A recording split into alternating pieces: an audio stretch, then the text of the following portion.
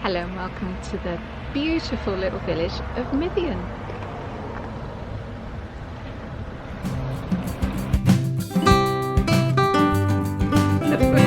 CSI Mevagissy. In today's video, Mithian is one of the oldest villages in Cornwall. There was ladies of the night. Tart. No pigs. Oh. So you like drawing cats?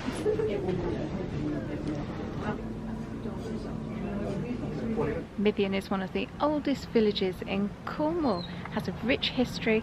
We've got some old photographs. We're going to stand on the spot they were taken, and we're going to walk a 2-mile circular walk that will take us to the home of the Cornish Wonder. Mithian is halfway between Perranporth and St Agnes. 7 miles from the city of Truro and 2 miles from the coastal villages of St Agnes and Perranporth lies the picturesque village of Mithian. Most of the houses in the village were thatched, but apart from a few, the thatch has now been replaced by slate. A high-spirited rocket throw on bonfire night was responsible for igniting the thatch and virtually burning a house down. Mithian once boasted a bakery, a tailor, a shoemaker, 3 shops, a post office, a Methodist chapel, a church and a pub, the Miners' Arms, and is said to have been built in 1577. 2 interesting features are a penance cupboard and a decorative plaster ceiling incorporating the date 1577.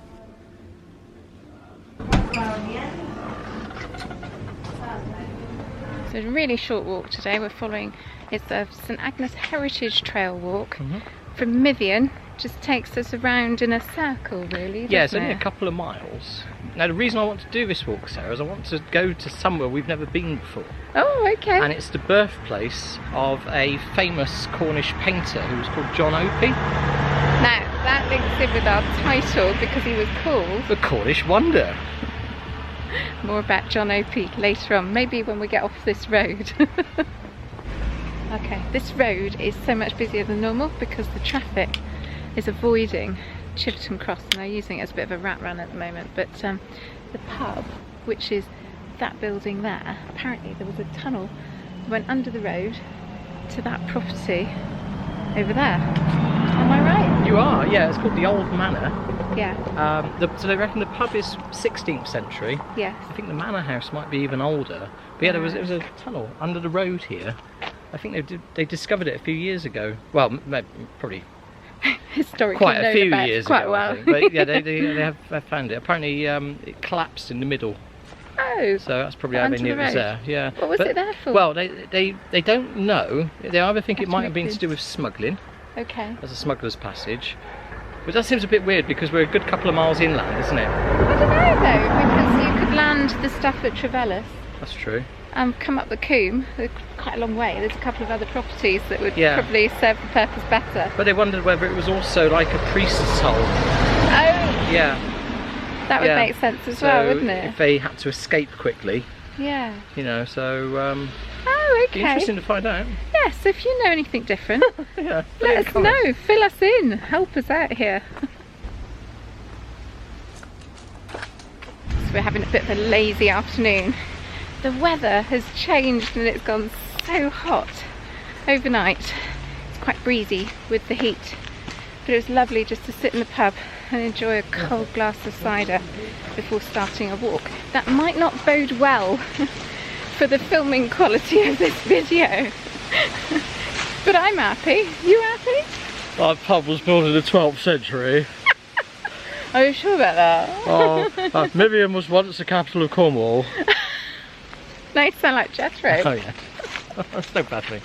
The pub we've just been in is called the Miners' Arms. Yay! It used to be called the Miners' Inn. They reckon it's 16th century, but there's no real evidence of that. They think it actually might be older than that, possibly. Oh, okay. It's supposed to be haunted. I know that much. And apparently, you're going to laugh at this, in the late 1800s, the pub got closed down a number of times. Why? Because there was ladies of the night operating from there. I'm sure it's changed now. I never knew that about that pub. I'll look at it differently now.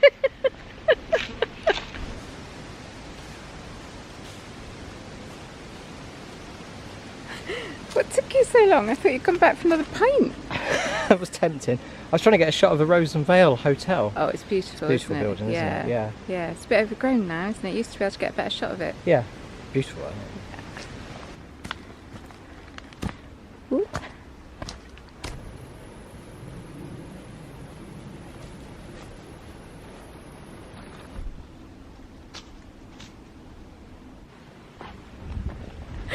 I just struggled over this stuff. It's quite high, isn't it? Oh, God, it is, isn't it? Yeah. Wow, that's really quite high. Hello down there. Oh, up there. Is that steps? Yeah. Okay. Gosh, it's tall, isn't it? I thought it was quite hard to do. There we go. You made it look easy. Well Thank you. done. They're a bit squishy. I think they're a bit overripe. I Some don't of them are really fancy that mouldy one. as well. Let's try one in here.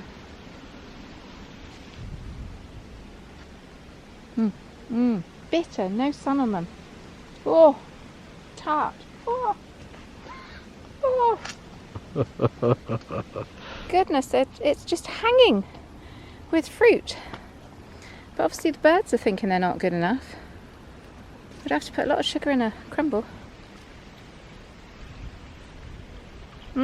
No. Whoa, really sharp. Probably got worms in them. Oh, no, I checked that actually. Okay. They haven't. I don't want one, I'm fine. Elderberries now. Look at them all. Look at these. I bet. See, they're big and plump as well. I bet they're bitter and sour as well. Try these. Come on then. They're quite floral, aren't they, elderflower?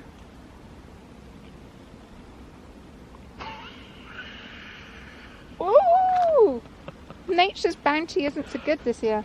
This tree is dripping in them. Do you think this is the sunnier side? Wait, is there any way to You find need out? the sunshine to make the sugar, don't you? I'm sure that one's going to be lovely. Can I have that one?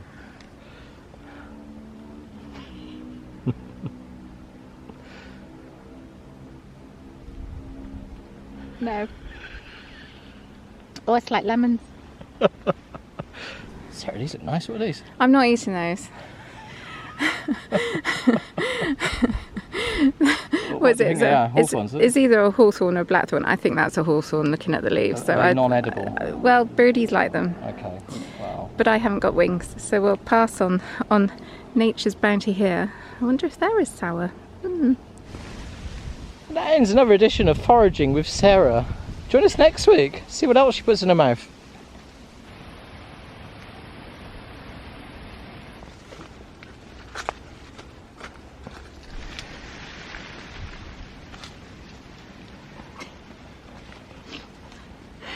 You having fun? So much for a quiet afternoon, huh? So anyone that's been to Cornwall will know that it's a bit out on the limb. And for a county of our size, we haven't really produced many poets or artists, save John Opie. Now, John Opie was a talented young boy, recognised for his talent at a young age, and taken under the wing of somebody that was able to introduce him to London society. And he was able to make his fame and fortune from that point onwards. So during today's walk, we're actually going to go past his family home, which is kind of interesting because it links in with our heritage, a bit of culture. He did several portraits, quite a few portraits.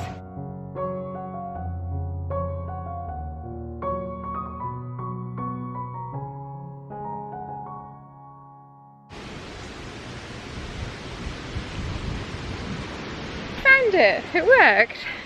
Harmony cot! Look at that, it's gorgeous! That's beautiful. Look at that. It's huge! That tree from it. Quick, cross the road.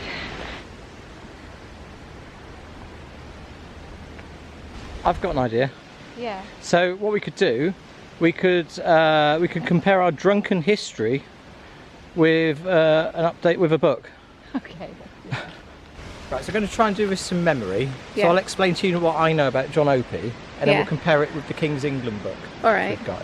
So as this says here, Yes. the plaque says he was born here in 1861. No, 1761.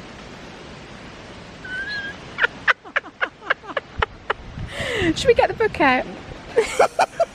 So many outtakes. Oh, So he was born in 1761. Was he, Andrew? He was, yeah. So his father was a carpenter. I think his grandfather was a carpenter as well. And they wanted him to carry on with that profession. Yes. But they realised at a really early age that he was actually a bit of a boy genius. Yes. So he apparently could do mathematical equations, yes. which were, you know, so complex that the great minds of their day would struggle with them. Sir Isaac Newton. Possibly. Yes. Anyway, but his passion was for painting.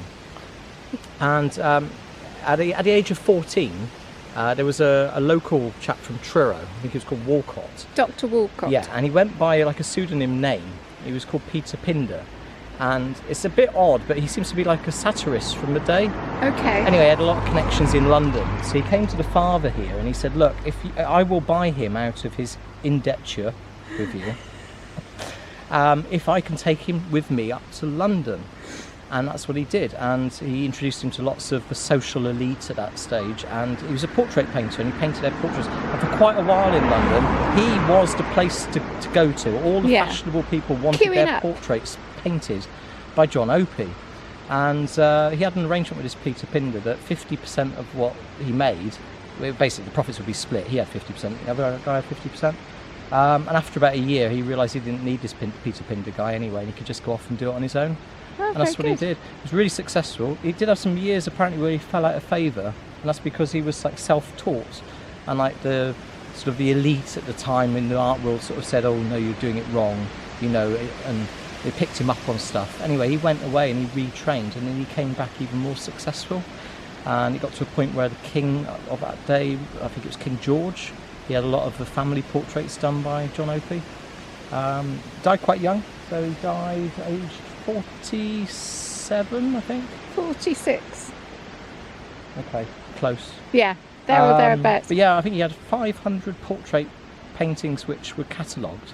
Wow. And I think there were another 250 other paintings as well, so 750 prolific paintings, which for someone that died quite young is a huge amount. But his style, they were all quite dark. I don't know if you've seen any of the paintings. There's a lot in the Cornish Museum, I think. But yeah, very dark black outline, and then the face is so bold and so vibrant. Dark clothing usually as well, isn't it? I don't know anything else though. So the King's England book was written in like the 1930s, something like that. It brings together all the stories that they could find at the time in and around Cornwall, and the Cornish Wonder makes it in here. And I particularly like the way it's written. So it says, true to tradition, his pious father tried to flog out of him early manifestations of artistic ability so that he might devote his energies wholly to carpentering. But the artist would out, and Dr Wolcot, alias Peter Pindar, then practising at Truro, hearing that there was an uninstructed boy genius here, came over to see him. John was at the bottom of his father's saw pit, and hearing a voice ask him in the dialect of the county if he could paint, he roared back that he could paint Queen Charlotte and Duke William and Mrs. Somebody's cat. Wolcot took him out of the saw pit, employed him as a footboy, and encouraged him to paint portraits at 7 shillings and 6pence a head. Wasn't that cute? So he liked drawing cats. What? I don't know what to say about that, really. It's a big property, isn't it? It is. It's got a lot of land with it as well. Just wondering where the saw pit might have been. Oh yeah. I wonder how much that has altered over the years. The well there. They had their own water. What I find really interesting with that was that when he was taken away by this Peter Pindar guy, he was only 14. Yeah. And, you know, you're looking at, what, 1775? Yeah. So it was way before the railways and stuff like that. So to go all the way up to London, that would have been a horse and carriage journey, wasn't it? Yeah. And I do wonder whether his parents actually knew how successful he ultimately was, how rich he became and stuff like that, and how often he came home. He would have sent some money back, You surely, think so, wouldn't you? Lovely property. Gosh. You think that woman would have been furious, wouldn't you? Who? Well, he painted her cat. Yes. Well, I'll say ages get that out of her. Boom.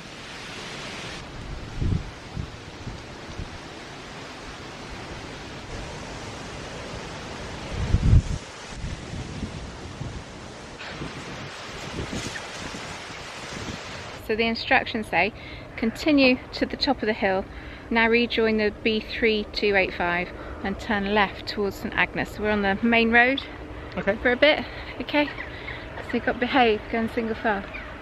Yeah, I think if you're doing this walk for yourselves, you probably just need to be mindful if you've got dogs or young children with you, because this road, we know this road can get quite busy. But we're not on it for very long, are we? I hope not. No. Looking for Piggy Lane to come off it. Piggy Lane. That's Piggy Lane, isn't it wonderful? Oh, it's called Piggy Lane. Drover's route? Could be. Don't know. I don't like this. I don't like this. They come up here very, very fast. We're now running to get to the lane. There are no cars now. No, I know, we look silly now. Look really dramatic for no reason. Where's the cars? Oh. Someone's on that corner down there, they've stopped them all. Yeah. I should never have let you talk me into doing the pub first. Well, I've actually got a better idea than that. I was thinking pub first and pub at the end. Oh, okay. Yeah. Alright then.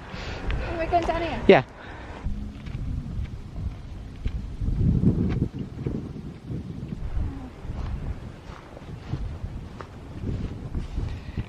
Gate leaning. Yeah. Bit of a wobbly gate. It's a bit, isn't it? Very wobbly gate. You're making it wobble a lot. Quite like walking down Piggy Lane. It's a lot better than that road. Very quiet. Lovely views, as we've just shown you. And not too difficult. Very flat. I can't compliment it enough. No pigs.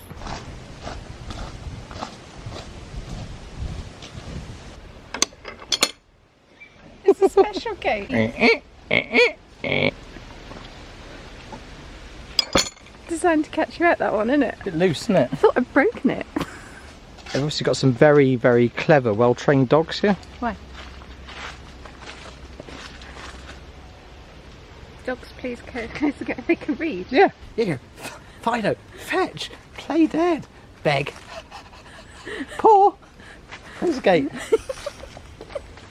Oh dear, I think there might be some outtakes with this today. It's just descending into I don't know what. Hey, aren't they beautiful?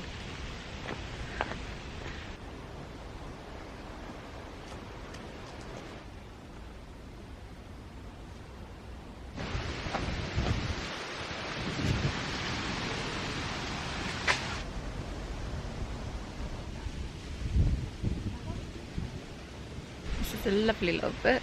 We've used it before to do a nostalgic walk around St Agnes. I think that was earlier this year. But this time we're looking at a chapter that's concentrating on villages near St Agnes to the north, which Mithian classifies as. And there's several little pictures in here.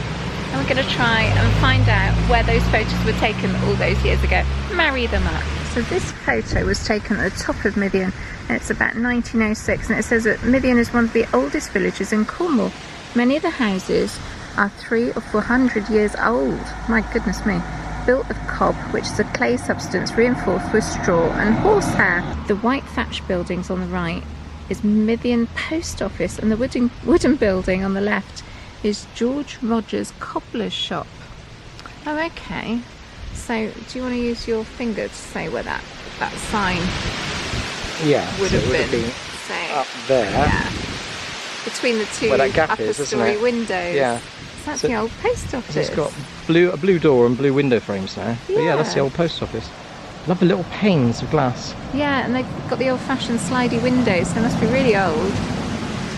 So that's that side of the photograph, and this shed must be behind that bush. Let's go and have a look. I think it's about here. Yeah, I agree.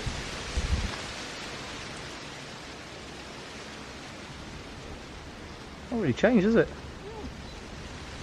So this is where the cobblers would have been.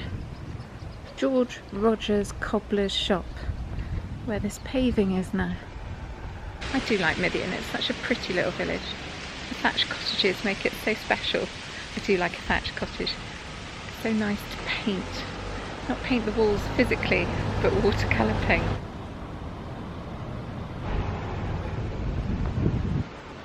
Can I just say that everything we've just filmed is wrong? Why? It's not the blue one, it's Why? the black one next to it. Oh, is it? Hey, come here now. Look. And look, come here. Oh. Oh. The old post office. That's the original door. Yes, but I still think that the sign was behind you between those two windows. Yeah, it probably was. So, do you think it was both buildings then? No, I probably. Oh, maybe. Perhaps the post mistress lived in the blue one. Love the walls. Yeah, they're all wonky, aren't they? Look at that roof line. They are so wonky. And next door to it we have the old village hall. Passmore Edwards helped to build this one. What are we looking at now? So we've just walked down past that little cottage here. This cottage is interesting because it says in 1914, we're looking at it here, the white cottage in the centre of the view was destroyed by fire shortly after this photograph was taken, and a new house was built on its site. Now we can identify that one, which is up there. There. Yeah, okay. So to the right is where the old cottage stood. And we've now got a double fronted Victorian house. Oh, okay. What year was that fire then? It says the photograph was taken in 1914 and the fire happened shortly after, so that cute little white cottage caught alight and then they rebuilt that one. That one there, okay. I think the modern vehicles and foliage and stuff has grown up, hasn't it? So you can't get quite to the exact same spot. No, and you can clearly see a third property there, which is beyond the these third trees, properties in in there. I think that photo was taken a bit further down the road.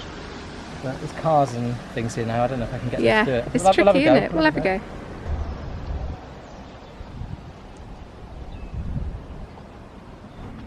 I love these old photos. I do too. So that's showing the old manor, and then we're stood in front of the house on the right hand side of this photo. It used to be a grocer's shop owned by Mrs. Edith Mabel Enners. Oh, lovely name. You can actually see the archway, which would have been over the door, all filled in now, isn't it? Yeah. So it tells us about the old manor, which you can't actually see very much of. It's above that horse. The horse is very conveniently placed. So if you're coming here for yourselves, then it's above the horse. So it says the large building behind the horse is the old manor house, now divided into cottages. It was once occupied by a French nobleman and later the Winslade family, who for their revenues were dignified with the title Esquire of the White Spurs. So there you go. Oh, very good. Just get rich, get a title.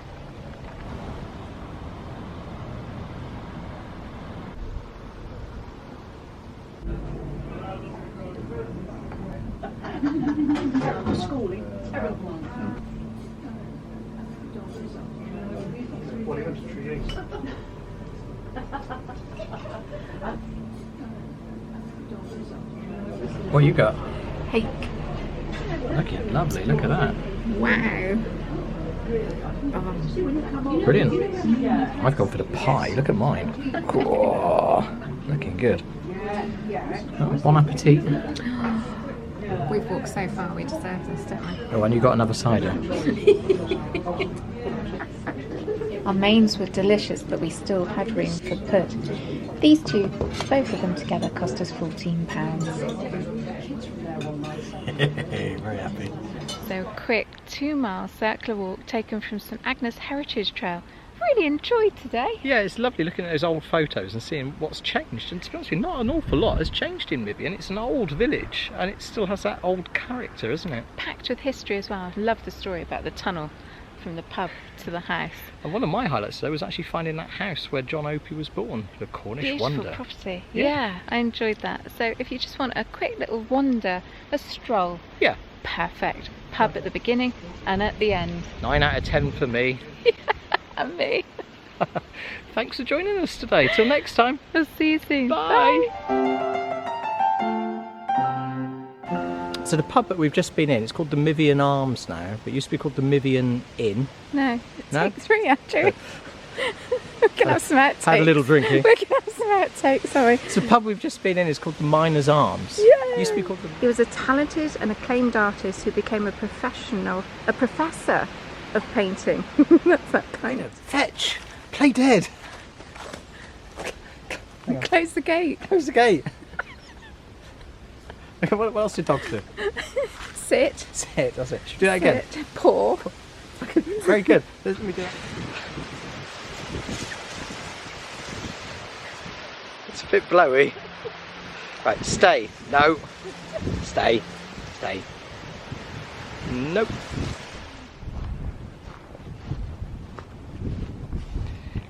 Gate leaning. Yeah. Bit of a wobbly gate. Just a bit, isn't it? Very wobbly gate. You're making it wobble a lot. Whoa! Crumbs, it's swaying. Okay, now you don't. Stop it! Stop it! I got a boat. I was enjoying Oh, that. okay, we'll go back to it being enjoyable then. Here we are.